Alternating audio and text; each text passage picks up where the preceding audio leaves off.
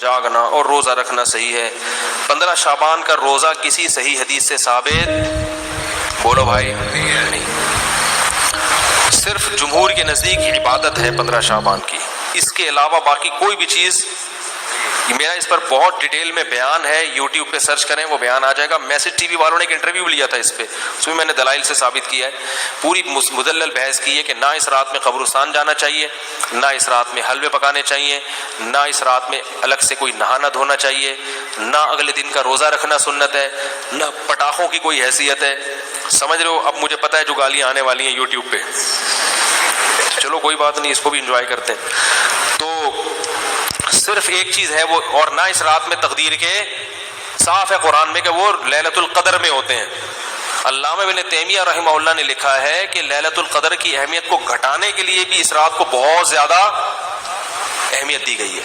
تو جتنی جس چیز کی اہمیت ہو اس کو اتنا ہی رکھنا چاہیے. تو صرف عبادت ہے، تو عبادت کی جمہور کے نزدیک کیا ہے وہ بھی اتفاقی نہیں ہے، یاد رکھو. جمہور کا مذہب بہرحال یہی ہے کہ اس رات کو عبادت کرنی چاہیے، اس کی فضیلت دوسری راتوں کی نسبت زیادہ ہے. آج کسی صاحب کا فون آیا کہ ہماری والدہ کا معمول رہا ہے اس رات کو دیگیں پکا کے تقسیم کرنے کا. اب والدہ مرحومہ دنیا سے چلی گئی، اب ہم چاہتے ہیں. میں نے کہا نہیں پکائیں.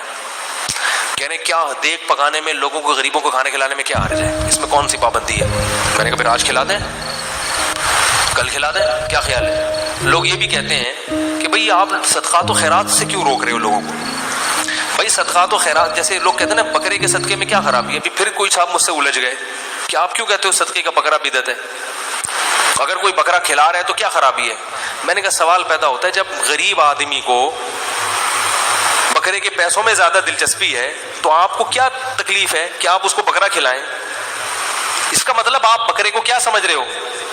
الگ سے کوئی فضیلت سمجھ رہے ہو بکرے میں. تو شریعت میں جس چیز کی الگ سے کوئی فضیلت نہ ہو اس کو الگ سے پروٹوکول دینا یہ بدعت ہے یا نہیں ہے؟ غریب آدمی کو کہہ رہے یار 20,000 کا بکرا لے کے دے دیا تم نے مجھے، تو مجھے 20,000 روپے دے دیتے. اگر آپ کہتے ہو اس کے کھانے کی حاجت ہے تو راشن ڈلوا دو. 20,000 میں جو راشن ہے، بکرا ایک ٹائم پہ ختم ہو جائے گا، 2 دن چلے گا، اور راشن پورے سال چلے. اس کا مطلب یہ ہے کہ بکرا مقصد ہے آپ کا، بکرے کا لیبل لگایا جا رہا ہے، صدقے کا لیبل لگایا جا رہا ہے. مقصد کیا ہے؟ ارے بھائی، تو اس لیے وہ کہنے لگے کہ میں 15 شعبان کو چاہتا ہوں غریبوں میں دیگ تقسیم کروں، تو صدقے میں حرج کیا ہے؟ میں نے کہا بالکل کوئی حرج نہیں ہے، لہذا کل دیگ آپ تقسیم کر دیں. اگر آج لیٹ ہو گئے تو کل کر دیں. کہہ رہے نہیں کل نہیں، میں 15 کو کروں گا. میں نے کہا اس کا مطلب ہے کہ صدقہ اصل نہیں ہے، 15 شعبان کو اس طریقے سے منانا اصل ہے. تو جب شریعت میں نہیں ہے تو آپ کیوں اس رات کو صدقے کے حوالے سے پروٹوکول دے رہے ہو؟ جب نہیں ہے اس میں، کسی صحابی نے نہیں یہ کام کیا اس رات کو دیگیں پکائی ہوں یا نہائے دھوئے ہوں یا کھانا کھلایا لوگوں کو. جو کام کرنے کا آؤ چپکے سے مسجد میں کسی کونے میں کھڑے ہو کر عبادت کرو یا اپنے گھر میں جا کے. ممکن ہے آپ کہیں کہ صدقہ بھی تو عبادت ہے، تو چپکے سے کسی غریب کو دے دو نا پیسے. کیا خیال ہے؟ جتنے پیسے دیگ میں خرچ ہوں گے تو بھائی چپکے سے کسی غریب کو جا کے دے دو.